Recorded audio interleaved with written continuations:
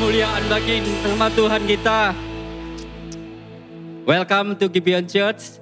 Di sini bukan tempat untuk orang yang sempurna, tapi tempat di mana kita disempurnakan oleh kuasa Injil dan kasih karunia di dalam Kristus. Kita akan bersama-sama merenungkan katekismus. Minggu ini masuk pertanyaan yang ke-19. Saya akan membacakan pertanyaannya, lalu kita bersama-sama membaca jawaban dan pembacaan ayatnya.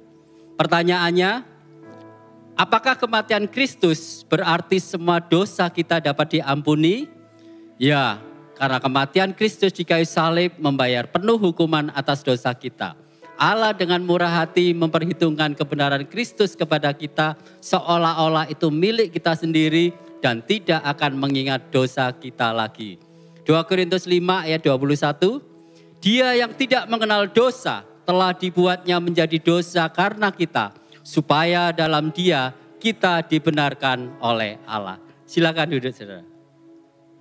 Saudara-saudara, banyak orang percaya yang menjalani hidup itu dengan beban tersembunyi, beban rasa bersalah, rasa malu, dan ketakutan. Apakah mereka benar-benar diampuni? Saudara, di balik pencapaian dan aktivitas keagamaan, masih tersimpan pertanyaan yang tidak mudah diabaikan. Apakah dosa saya terlalu besar untuk diampuni? Apakah saya benar-benar bisa diterima oleh Allah? Saudara, pertanyaan ini penting dan sangat manusiawi. Dan justru disinilah Injil Yesus Kristus membawa jawaban yang bukan hanya logis, tetapi juga sangat indah dan membebaskan.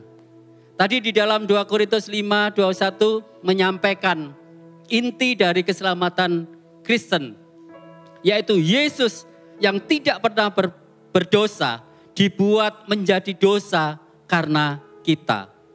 Saudara, ini bukan berarti Yesus berbuat dosa, tetapi Allah memperlakukan dia sebagai pendosa. Dia menanggung hukuman yang seharusnya kita terima. Dan sebaliknya, kita menerima kebenarannya. Saudara, inilah pertukaran ilahi, di mana hukuman kita jatuh kepada Kristus dan kebenarannya diberikan kepada kita. Jadi Injil bukan tentang memperbaiki hidup agar layak diterima oleh Allah.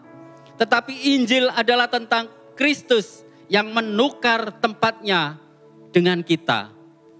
Kematiannya bukan hanya sekedar contoh kasih. Itu adalah pembayaran penuh. Jadi tidak ada dosa terlalu besar. Tidak ada kegagalan terlalu dalam yang tidak tertutupi oleh salibnya.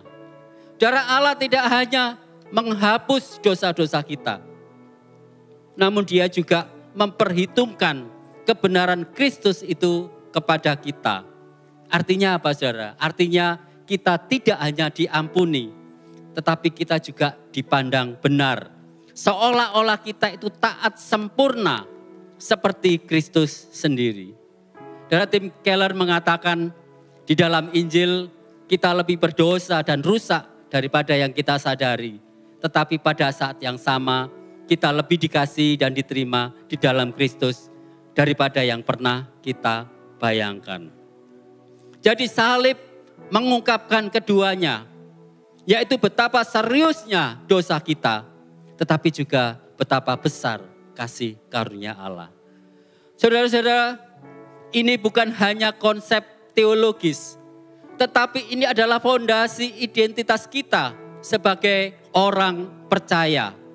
Kita tidak perlu lagi hidup dalam rasa bersalah karena Kristus telah menanggung semuanya. Kita tidak perlu berusaha mati-matian untuk membuktikan bahwa kita cukup baik. Di dalam Kristus kita sudah diterima. Allah tidak lagi melihat kita berdasarkan kegagalan kita, tetapi berdasarkan kebenaran Kristus yang kini menjadi milik kita. Saudara-saudara, itulah sebabnya mengapa hidup Kristen bukan hidup dalam rasa bersalah, melainkan hidup di dalam syukur dan sukacita. Kita tidak perlu terus-menerus bertanya, apakah kita sudah cukup baik? Karena salib telah menjawabnya, sudah selesai. Lalu apa implikasinya saudara dalam kehidupan kita sehari-hari? Saudara-saudara, sebagai orang percaya, kita dipanggil untuk hidup di dalam pengampunan, bukan rasa bersalah. Kita tidak perlu membuktikan diri kepada Allah karena pengampunan diberikan melalui pengorbanan Kristus, bukan karena usaha kita. Dan ini memberi kita keberanian untuk mengakui dosa dengan jujur dan penuh keyakinan. Dan kesadaran akan anugerah ini melahirkan hati yang rendah hati dan penuh syukur.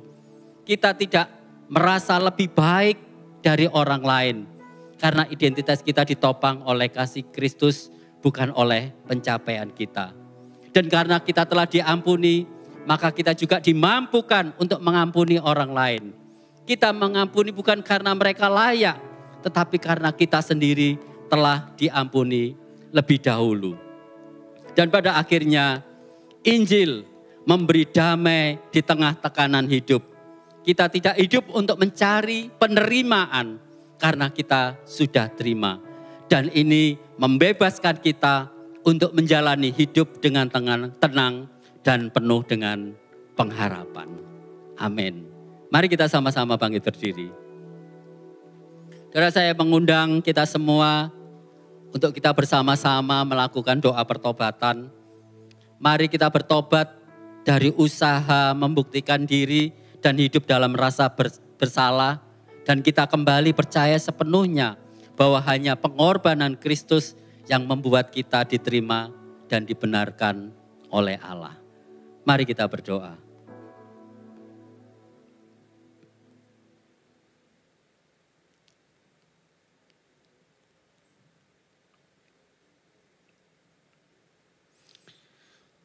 Bapa, kami datang kepadamu. Kami mengaku bahwa seringkali kami ragu akan kasih dan pengampunan-Mu. Kami masih menyimpan rasa bersalah seolah-olah salib Kristus itu belum cukup. Tuhan, ampuni kami yang sering mengandalkan diri sendiri dan sulit mengampuni orang lain. Kami mau bertobat dan kembali bersandar kepada anugerah-Mu. Terima kasih Tuhan, karena di dalam Kristus Engkau melihat kami sebagai orang benar. Terima kasih atas pengampunan dan kasih-Mu yang sempurna. Dan berikanlah kami kekuatan untuk hidup di dalam pengampunan, membagikan kasih dan terus bersandar kepada Injil-Mu setiap hari. Terima kasih Tuhan buat kasih dan anugerah-Mu yang besar. Hanya di dalam nama Yesus, Allah dan Juru Selamat kami yang hidup, kami sudah berdoa. Amin.